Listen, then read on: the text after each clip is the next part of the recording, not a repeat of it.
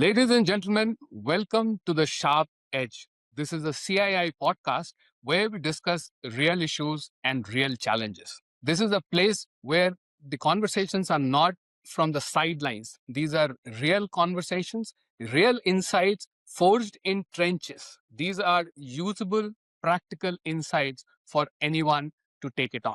Today, I have a very special guest with me, Professor Chandan Chowdhury. Dr. Chandan Chowdhury is the professor at ISB. He is also the executive director for two institutes there. These are Munjal Institute for Global Manufacturing and Punj Lloyd Institute of Infrastructure Management. These were established in partnership with MIT in 2011. One more unique thing about Professor Chowdhury is that he is an expert and he's done a lot of research in Industry 4.0, in sustainability, in smart manufacturing, and MSMEs. Today, our topic is going to be MSMEs. Professor Chowdhury, welcome to the Sharp Edge, and thank you for accepting and joining us for this podcast. Thank you for inviting me for this podcast. Wonderful. Great to have you here today, Professor. I know you've had a unique career graph. You were teaching at IIM, you went on to the corporate world, you became the managing director for Dassault Systems, and then you came back to your calling at ISB. Tell us a little more about why were you doing this? Yeah, so I think it's a very interesting question, and I must also share with you something that generally I don't say. When I completed my studies in Europe, I came to India. I was sent to do a project actually, and in a power station, to set up a power station. While doing the project, I did two other projects. That is to get married and have a child. And my wife told, you should be working in an academic institute with your qualification. That's how I went to IIM Mumbai, where I was a professor, dean, and chairman. On a fine day, I thought, let me try out how corporate works and how much what we teach in educational institutions has relevance to corporate. That's how, I moved to IBM, then Dassault Systems as managing director for the India Geo. I also sat on the board of the company. And then in 2017, I got a call from ISB to join as a professor. That was in 2017. Yeah, that's how it happened. Yes. Interesting. And that also gets you to a unique point where you have perspective of the industry, the academia, and the research that you are doing.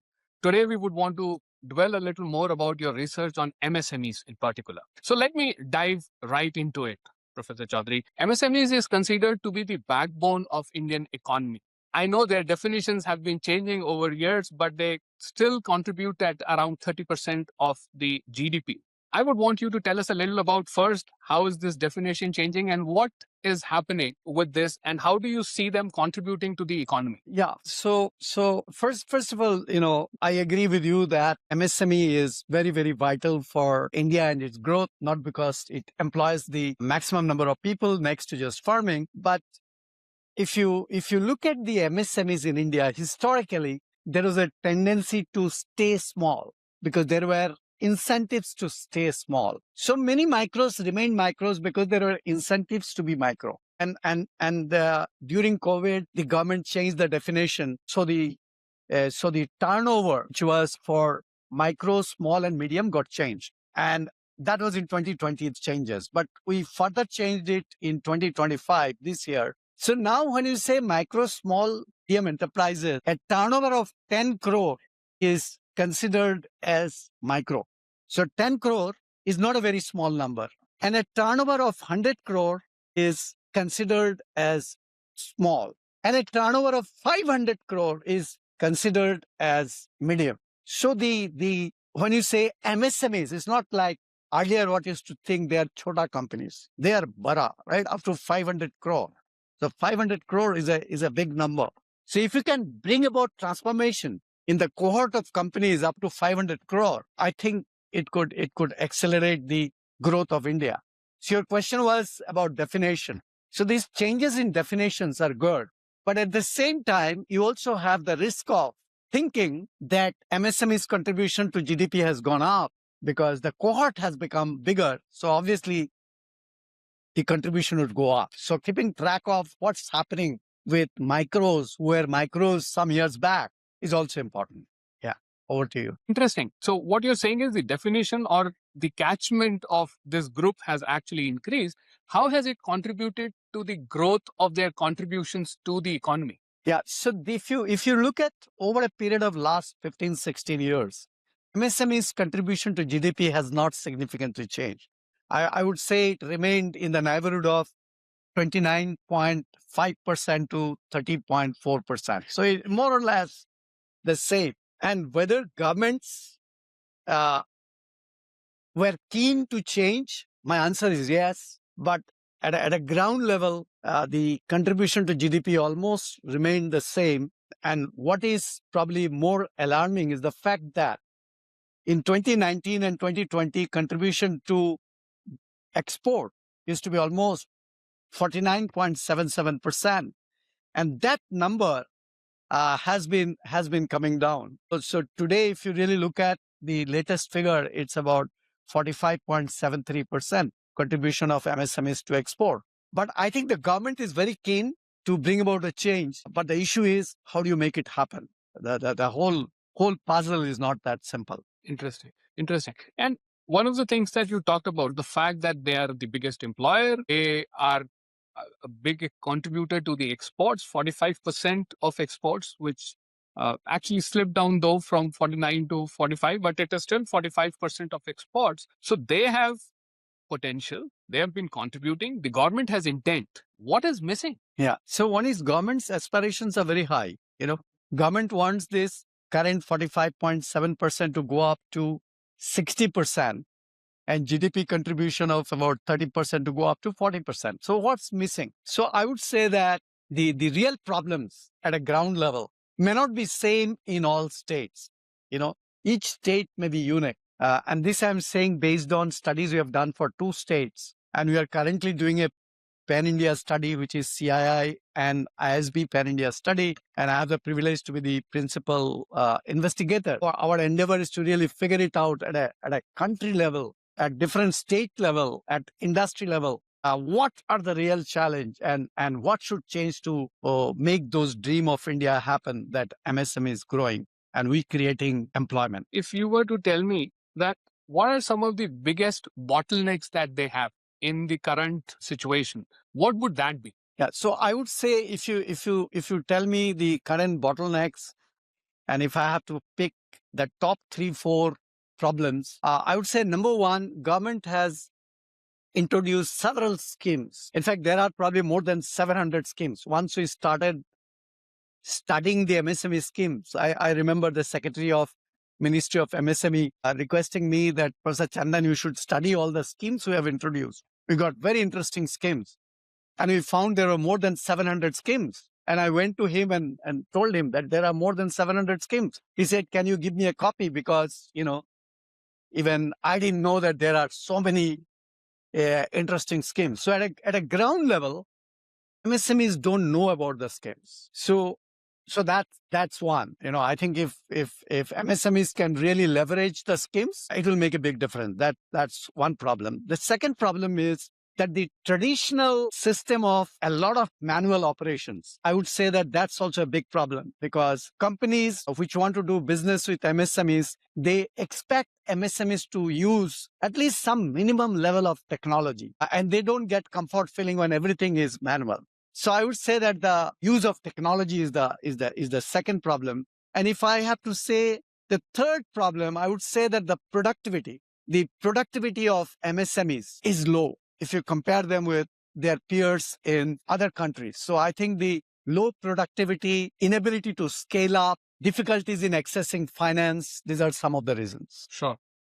You're also an expert on smart manufacturing. And so if Industry 4.0, Industry 5.0, if you were to give an advice to the MSME community, what is it that they should be conscious of and they should be working on to break out of this challenge that they are struggling with? Yeah. So first of all, I would like MSMEs to really study the schemes of the government, which is for supporting technology deployment. So government has got a lot of schemes. So when MSMEs makes investment in technology, government supports. So I think one is that MSMEs should study this scheme. That's number one. Number two is the OEMs, which leverages MS.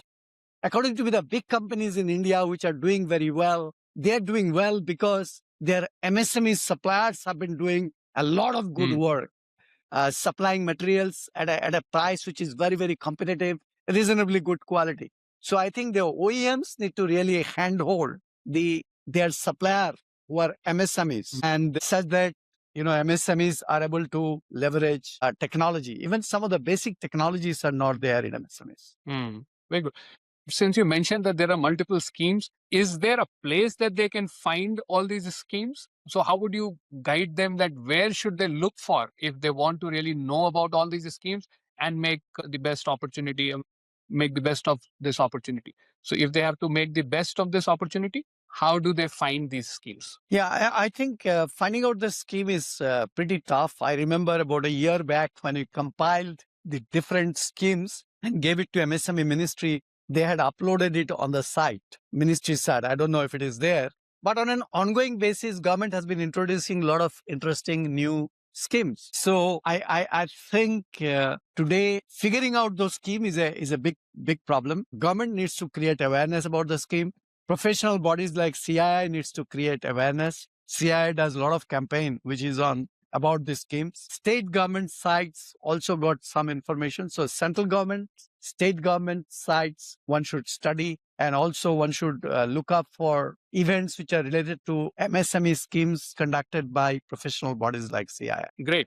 Thank you. I'm too tempted, and thank you for sharing all this information, Professor Chowdhury. This is really interesting and meaningful for our MSME community and others also. So, Professor Chowdhury, you have a vantage point. You've had access to the academia. You've been part of the academia. You've been part of the corporate and industry, and you've done so much of research with the government and with the government schemes that are coming in. What is it that these three together can do? The academia, the industry, and the government. What is it that they are already doing or they can do that would help the community, the MSME community I'm addressing to? Yeah. So first of all, I would like to mention that I think MSME's growth in our country, it can be accelerated if the government, industry, and academia, these three entities, if they can collaborate. Now, I have a live example, and I want to give an anecdote before I get into the specific example. During COVID, I remember going to the Ministry of Heavy Industries and meeting the secretary. And I remember taking a couple of pages, colored printout on what ISB and Ministry of Heavy Industries could do together. And I remember during COVID days, people did not like printout. He took my printout, kept it aside, used a sanitizer, and cleaned his hand. Now, he had asked me, what's my view about Make in India? And I had mentioned that I don't think Make in India is working. And I cited some real statistics. During the last 10, 15 years, manufacturing value added, how it has come down from 17% to 13%. And I said that it is extremely important that we not only make in India by importing, let's say, if you talk about electric vehicle, if you import the electric battery, if you import the battery management system, if you import the electric motor, if you import the motor controller, if you import the body of the vehicle and just assemble it in India, it's not going to enhance manufacturing value added. So if we have to make manufacturing work in our country, especially if you have to enhance manufacturing value added, it would really involve some real research, real innovation, real R&D. I remember a secretary encouraging that, why not you give a proposal on what ISB could do? And we went back to him with a set of specific proposal. And he gave 5 proposals, and I'm happy to inform that all the 5 proposals were approved, 5 research projects, and they're all cutting edge projects. Government gave 21 crore. Government said, you want 21 crore research grant? Here is 21 crore. But they had a rider. They said, don't just talk about publishing a paper. You may publish n number of papers, but we want you to implement these ideas through startup or MSMEs. I remember getting connected with MSMEs. So we have a research project, 5 of them, 21 crore investment, potential $1 billion of import substitution, helping us really becoming Aatmanirbhar, if we can scale it up. And these 5 projects are all cutting edge projects related to electric vehicle including sophisticated concept like application of quantum algorithm. And in the model, government invests 80% of the investment is done by government. MSME makes 20% investment. ISB comes, so you have government, you have MSMEs, and you have ISB as an academic institute. And these three entities together are solving some real big problems. And the idea is that we together solve problems which are critical for making India happen in the country. So I think the collaboration between three entities can make a big difference. We have started seeing results. We already have one patent. We have filed for 4 more patents. And I think over next 1.5 years, we should be having about 12 patents. And there is huge incentive because the patents, the IPs will be jointly owned by the government, by the MSME and ISB. So 3 entities become the beneficiaries of the royalty. Wonderful. Great insights. Thank you. And there is work that is already happening and it has started, and there is potential to do a lot more. So thank you for sharing this. Very interesting insights. I have a set of rapid fire questions for you. The idea of rapid fire questions is that I will ask you a question and you will have to give the thing that comes on top of your mind. So quick, crisp responses is what we would want. And hopefully this would be interesting and meaningful for our audience here. So my first question to you is one technology that MSMEs must adopt to stay relevant. So I think implementation of IoT is very important because first of all, we need to know our numbers. We need to know the values of critical parameters. And IoT helps us to know our numbers. Do we have fever? Do we have some other problems? So I think understanding of IoT and low investment IoT implementation project could be a big differentiator. Great. Do you want to elaborate IoT for some of our viewers who may not? Yeah. So if you really look at IoT, see if I have two sensors and both of them are for measuring the temperature of bearing. So just like we measure body temperature, if it's an IoT, it would not only measure the temperature, but it could communicate my body temperature to my doctors over the internet, and my doctor will be able to communicate with me and suggest what should be the interventions. So I think unique thing about Internet of Things versus the traditional sensor is that Internet of Things, you not only measure a parameter, but you can communicate the value over the internet. Great. Thank you. My next question to you. One government scheme that MSMEs should implement. I know you said that there are more than 700 schemes and they are spread across and it is difficult to find. So if you were to tell our viewers and our MSME community who's watching this podcast, what is that one scheme that they must avail? I would say that government scheme on zero defect, zero effect, meaning we must manufacture with zero defects and our manufacturing should have zero adverse environmental impact. So there is a scheme and certification by the government and government makes the investment. MSMEs should go for this certification. It would make a big difference. And let me tell you why it is so important now. Now, if you take the example of, let's say there is a company from Surat, historically they have been exporting to Europe and they have been delivering a world-class quality at a price which is very, very competitive. And they were always delivering on time and in full. But today, in addition to just delivering high quality, it has become mandatory to ensure that your carbon footprint is low. So today, a customer in Europe will come and ask that supplier in Surat, okay, we are happy with the quality and cost and delivery adherence, but tell us what is your carbon footprint. If the carbon footprint is high, they won't just buy it. So this has become a new parameter in the equation. And where do they find more about this scheme? So, they can visit government site. Even Ministry of MSME Ministry would have it. So zero effects certification, I would say, is a very, very good thing to attempt. And MSMEs can write it down on their website. We are certified. We have gone through zero defect, zero effect certification program. So it's also a good branding. Wonderful. And I'm just reiterating, you said most of the cost for this is taken by the government. They don't have to pay. Yeah, that's true. Great. Wonderful. My next question. Biggest myth about MSME? I think the biggest myth about MSMEs is there is a perception MSME means small, micro, chota. But now the definition is up to 500 crore. So MSME is big. And at a ground level, often medium is becoming small, small is becoming micro, micro is dying. It got to be reversed. Micro should become small, small should become medium, medium should become large. And I think this myth of MSMEs being very chota is not the right thing. For sure. I mean, maybe individually, which you are saying that even individually they are not very small, but even if they are small individually, they are the biggest employer, 45% of exporter, they are 30% of our GDP. So they're big together. Government wants this 45% to go up to 60%, 30% to go up to 40%.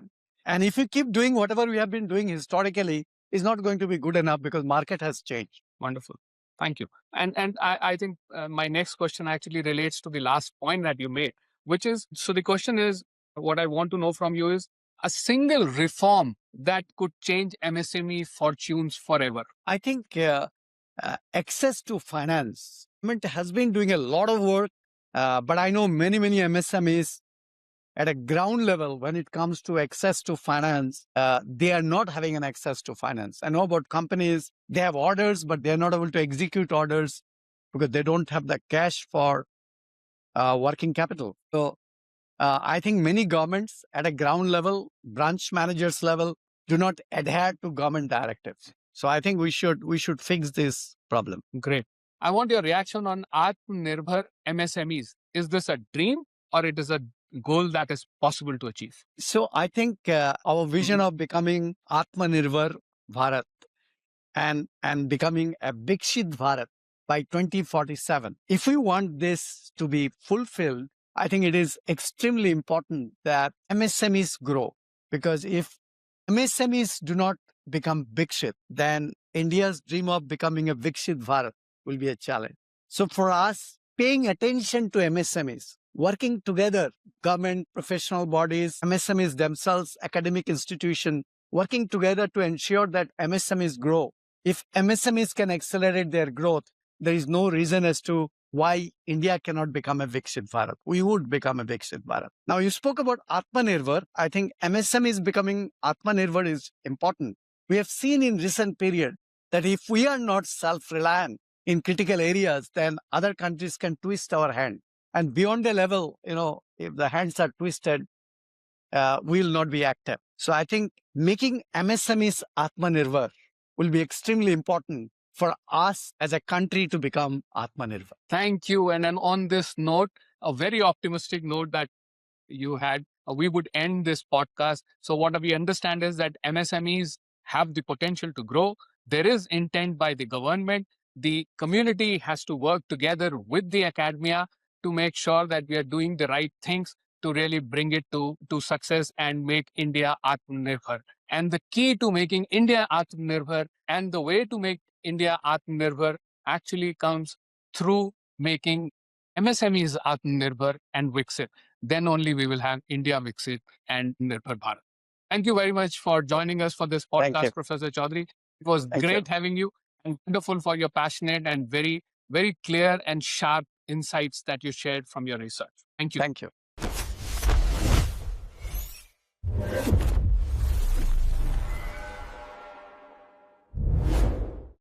कितना पकड़ पकड़ कर इसे चलना सिखाया। इसके साथ dad का घर आने के लिए घंटों इंतजार किया। अपनी पहली बिजनेस का आइडिया इनको मेरे कंधे पर आया। इसकी शादी के लिए सबसे पहले भी हम ही सजे। और बस यूं ही शुरू हुआ सिलसिला दोबारा, साथ जो चलता रहे। जिंदल साथ ही सील वाले पाइप्स और ट्यूब से बने गेट्स, रेलिंग्स और फर्नीचर हैं corrosion resistant, fire resistant, termite resistant और लॉन्ग लास्टिंग।